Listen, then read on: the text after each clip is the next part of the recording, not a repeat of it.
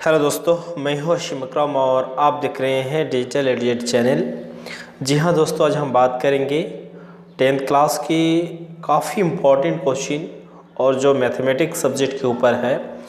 और लगभग इसमें जो भी चैप्टर आपका दिसंबर में जो T1 एग्ज़ाम लिया जाएगा यानी टर्मिनल 1 एग्ज़ाम जो लिया जाएगा 2021 में, यानी दिसंबर महीना के 15 तारीख से पहले का जो बात हुए हैं उसमें जो जो क्वेश्चन आएंगे, जहाँ से जो जो टॉपिक से क्वेश्चन पूछे जाएंगे, किस किस तरह का क्वेश्चन वहाँ पे अराइज होगा, किस किस तरह का क्वेश्चन पूछेगा, वही सब क्वेश्चन हम आज डिस्कस करेंगे।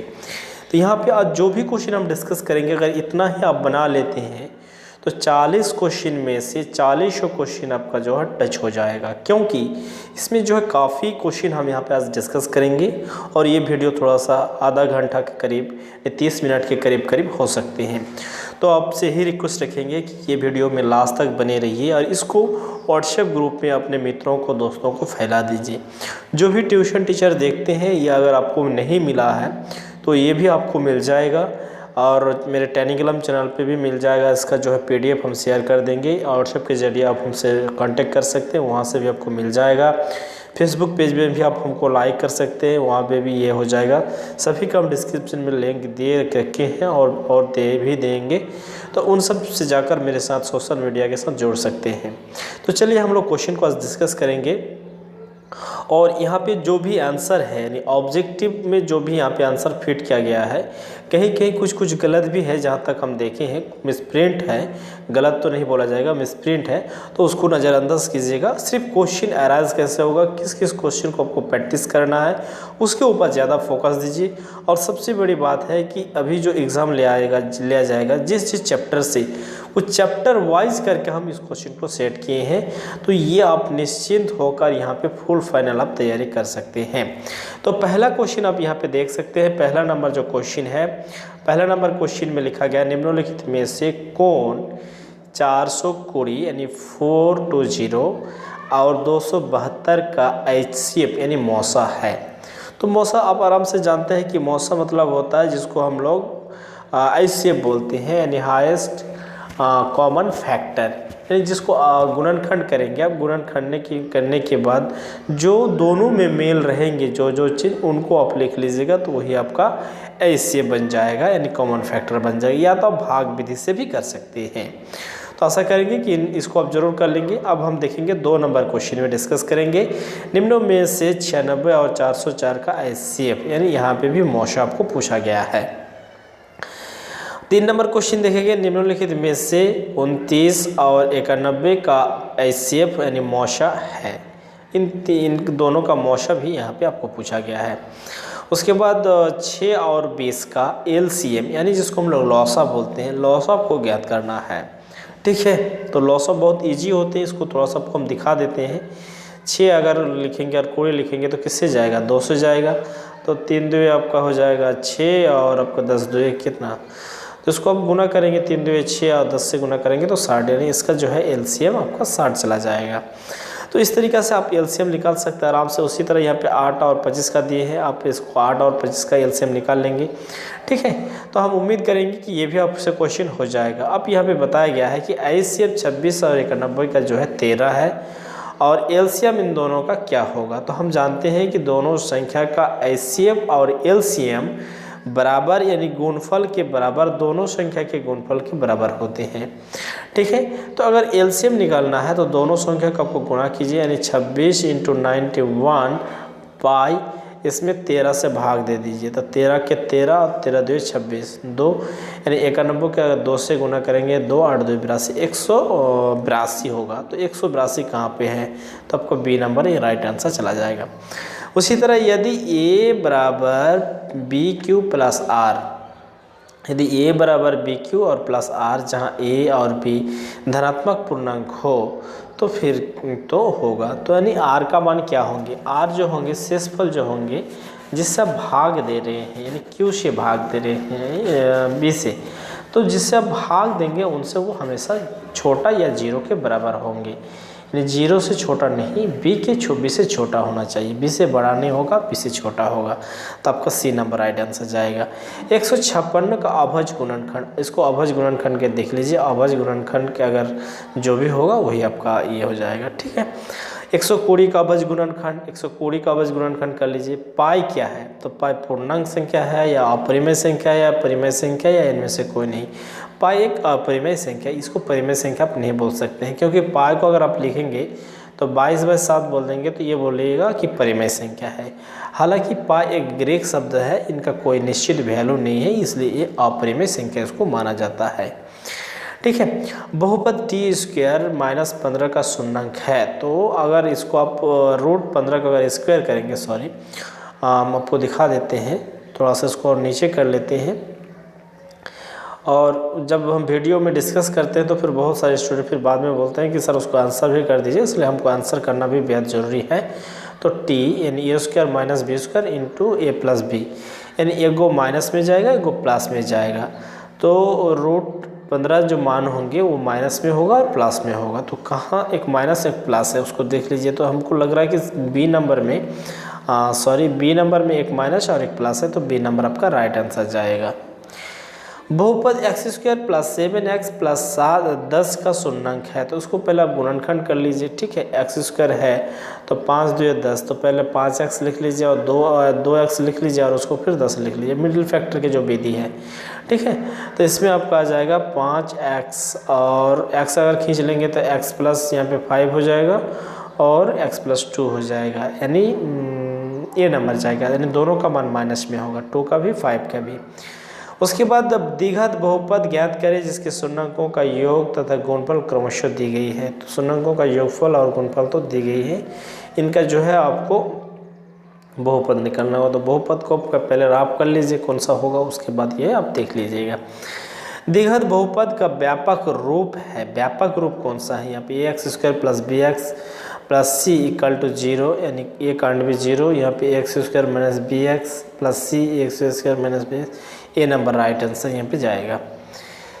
pxg = gx × qx + rx में qx को कहा जाता है। qx जो है वो क्या है, यानी आपका जो px होगा वो आपका भाज्य होगा, ठीक है। और जिससे आप भाग देंगे तो यहाँ पे अगर हम देखें तो इसको भागफल कहा जा सकता है, नहीं भाजक कहा जा सकता है। भाजक को हम gx से देंगे तो gx भाजक होगा, तो भागफल, शेषफल तो नहीं होगा, यानी rx शेषफल होते हैं, ठीक है। इसको पहले वाला जो फार्मूला आपको बता रहे थे, यानी जैसे ये होता है, उसके बाद बीच में होता है भाज्य, ये होता है भाजक, उसके बाद भागफल, तो ये बराबर क्या होता है, इसको अगर हम ये माने और इसको b माने और इसको अगर हम लोग q माने भागफल को, तो ये बराबर क्या होता है bq, यानी q की जगह में है तो q की जगह में वाला भागफल हो जाते हैं, तो q की जगह में कौन है, q, तो भागफल हो जाएगा, ठीक है। उसके बाद x + 5 बराबर x + y बराबर 5 और x - y बराबर 3 का हल कीजिए, इनको हल करना है। 17 नंबर क्वेश्चन देखेंगे। द्विघात समीकरण px = 0 में px किस घात का बहुपद है, यानी px जो है वो किस घात का बहुपद है। निम्नों में से विवेकता यानी d का सूत्र कौन सा है, d का यहाँ पे सूत्र कौन है, तो d = b² - 4ac, यानी आपका पहला नंबर जाएगा। यदि विवेकता d का मान जो है 0 से छोटा है तो वो क्या होगा, मूल क्या होंगे, मूल जो है वास्तविक और असमान होंगे, या वास्तविक और समान होंगे, या काल्पनिक होंगे। अगर d का वैल्यू माइनस में आ जाता है तो मूल काल्पनिक हो जाएगा, ठीक है, वास्तविक मूल नहीं होंगे। निम्नों में से द्विघाती सूत्र कौन है, द्विघाती सूत्र -b ± √अंडर में जाएगा, टोटल √अंडर में जाएगा, यानी √d होता है, तो b² - 4ac बराबर ही d होता है, तो 4ac/2 B number right answer है, कहीं कहीं पे ऊपर में भी सही लिखा है लेकिन 2a नहीं नीचे है, तो इसलिए वो भी ध्यान रखना है। 21 नंबर क्वेश्चन देखेंगे, द्विघात समीकरण x² + 4x + 5 = 0 के मूल है। तो इनका भी मूल आपको निकालना होगा। मूल वास्तविक होंगे या असमान होंगे या क्या होंगे। द्विघाती समीकरण 4x² - 6x + 3 = 0 का विभक्तर d है। तो इनका विभक्तर आपको डी निकालना है। तो इसमें ये देख लीजिए कौन है, बी देख लीजिए कौन है, सी क्या। 23 नंबर क्वेश्चन को आप देखिए, यदि द्विघात समीकरण ax² + bx + c = 0 के मूल समान हो तो वह समान मूल है। तो वो कौन सा समान मूल है। 24 नंबर क्वेश्चन हम लोग डिस्कस करेंगे। अब किसी समांतर श्रेणी का सर्वांतर हो सकता है। समांतर श्रेणी का सर्वांतर क्या हो सकते हैं, धनात्मक हो सकते हैं, ऋणात्मक हो सकते हैं, शून्य हो सकते हैं, ऐसे नहीं। समांतर श्रेणी का जो सर्वांतर हो ऋणात्मक भी हो सकता है, धनात्मक भी हो सकता है, शून्य भी हो सकते हैं। तो इनमें से सभी में इसमें आंसर जाएगा, राइट आंसर। AP का nवां पद है, AP एक है उसका nवां पद होगा। तो nवां पद बराबर क्या होगा, an बराबर a + n - 1 × d, an बराबर a + n - 1 × d। तो आपका ये नंबर राइट आंसर जाएगा। समांतर श्रेणी AP एक दिया गया है 3 1 -1 -3, तो सर्वांतर d निकालना है। समांतर श्रेणी AP जो है 4 10 और 16 और 22 का प्रथम पद a और सर्वांतर d है।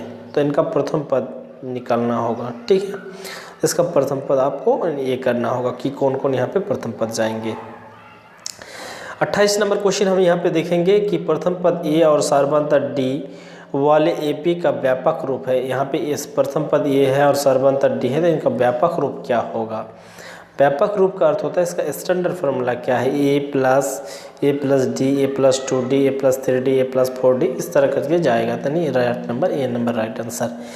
AP जो है 2 5 8 11 का 10वां पद का मान होगा, यानी 10वां पद क्या है इनका मान ज्ञात करना है हमको, ठीक है। तो यहाँ पे an आपको पास है, सर्वांतर भी निकल जाएगा, तो ये 10वां पद आप आराम से निकाल सकते हैं। an के प्रथम n पदों का योग यानी Sn बराबर n/2 × 2a + n - 1 d, ठीक माइनस ए राइट आंसर, ए नंबर होगा आपका। 31 नंबर AP में है कि कुछ AP दिया गया, उसका 10वां पद आपको ज्ञात करना है। 32 नंबर भी दिया गया है, AP के प्रथम पद बराबर a और सर्वांतर बराबर d और nवां पद और n बराबर 8 हो तो an होगा, an आपको निकालना है। सभी वृत्त होते हैं, सभी जो वृत्त हैं वो होते हैं, वो आपको ये करना है। सर्वांग समरूप या क्या होते हैं, सभी वर्ग होते हैं, सभी समबाहु त्रिभुज होते हैं, सभी समबाहु त्रिभुज जो हैं वो क्या होते हैं। उसके बाद यहाँ पे देखेंगे कि भुजाओं के समान संख्या वाले दो बहुभुज समरूप होते हैं यदि उनके संगत कोण बराबर हो तथा उनकी संगत भुजाएं समानुपाती हो। दो आंसर जाएगा, तो संगत कोण बराबर और समानुपात भुजा जो है समानुपाती, यानी A number right answer. 37 number question देखेंगे, सभी त्रिभुज समरूप होते हैं, समबाहु त्रिभुज होगा तभी समरूप हो सकता है, समद्विबाहु त्रिभुज नहीं हो सकते हैं। दो त्रिभुज है उनके संगत कोण, दो त्रिभुज समरूप है तो उनके संगत कोण क्या होंगे, समान होंगे। दो त्रिभुज समरूप है तो उनकी भुजाएं क्या होंगे, उनकी भुजाएं समानुपाती होती हैं। नीचे दी गए त्रिभुजों में से कौन त्रिभुज ये है आपका, ठीक है। यहाँ पे ये मान दिया गया, इसको आपको ये करना है। 42 नंबर, यदि दो त्रिभुज ABC और PQ ऐसा है, यानी उनका संगत भुजाओं का अनुपात जो है बराबर है, तो दोनों त्रिभुज होंगे। यानी यहाँ पे AB लिया और BC लिया और यहाँ पे CA लिया, यानी ABC अगर हम इसको माने तो इसमें हमको हो जाएगा QP ABC, तो QPR होगा। तो QPR तो कहीं पे नहीं है, PQR है, ABC। तो AB समान क्या है, PQR कैसे, तो यहाँ पे PQR होगा या दूसरा कुछ होगा, ये भी आपको दिखना है। यानी अगर ऊपर पहले वाला को ऊपर में लिखते हैं CBA यानी CBA, तो आपको देखना होगा कि P और QR, ठीक है यहाँ पे। तो इस तरह करके आपको देखना होगा। 43 नंबर क्वेश्चन देखेंगे, यदि समकोण त्रिभुज ABC में ABC बराबर 90 डिग्री है, यानी B को 90 डिग्री है, तो उनका AC स्क्वायर बराबर AB square plus BC square होता है, यानी ए नंबर राइट आंसर जाएगा। एक वृत्त की कितनी स्पर्श रेखा हो सकती है, तो एक वृत्त में जो है अनेक स्पर्श रेखा हो सकते हैं, डी नंबर राइट आंसर। एक वृत्त की कितनी समानांतर सॉरी थोड़ा सा जो है ये हो गया था कांसी के कारण। तो देखिए एक वृत्त की कितनी समानांतर स्पर्श रेखा हो सकती है, यहाँ पे दो, यानी एक जोड़ा बोल सकते हैं। यानी एक वृत्त है और उनमें दोनों स्पर्श रेखा खींचेंगे और दोनों में समानांतर होगा, तो एक ही जोड़ा बोल सकते हैं, यानी दो स्पर्श रेखा। अगर तीसरा दे देंगे 3 समानांतर रेखा, तो ऐसा नहीं हो जाएगा, ये छेदिक रेखा हो जाएगा, ठीक है। आप ऐसे भी दिखा सकते हैं, मान के चलिए कि आपके पास जो है, इसको हम ऐसे दिखाते हैं, थोड़ा सा ऐसे भी आप दे सकते हैं, तो ये भी दो ही होगा समानांतर रेखा। बीच में से डालेंगे या थोड़ा सा और डालेंगे तो छेदिक रेखा बन जाएगा। यानी एक वृत्त में अगर समानांतर स्पर्श रेखा आपको चाहिए तो आप दे सकते हैं। किसी बाहरी बिंदु से एक वृत्त पर कितनी स्पर्श रेखा खींचा जा सकती है।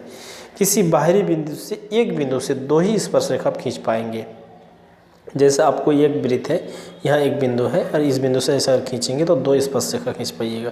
अगर तीसरा दीजिएगा तो या तो वो स्पर्श रेखा हो जाएगा, या अगर यहाँ से दीजिएगा तो आपको छेदिक रेखा बन जाएगा, ठीक है। तो इसलिए स्पर्श रेखा बाहरी एक बिंदु से दो ही स्पर्श रेखा खींचा जा सकता है, ये आपको मानना होगा। अब हम देखेंगे कि 47 नंबर क्वेश्चन को देखेंगे। वृत्त की सबसे बड़ी जीवा होती है, यहाँ पे टाइपिंग में मिस्टेक है, ये ह में था तो उसको शिफ्ट के साथ दबाना चाहिए था, ये ना दबा दिए तो ऐसे हो गए हैं, ठीक है। तो जो भी है वृत्त की सबसे बड़ी जीवा को क्या कहते हैं, तो व्यास कहते हैं।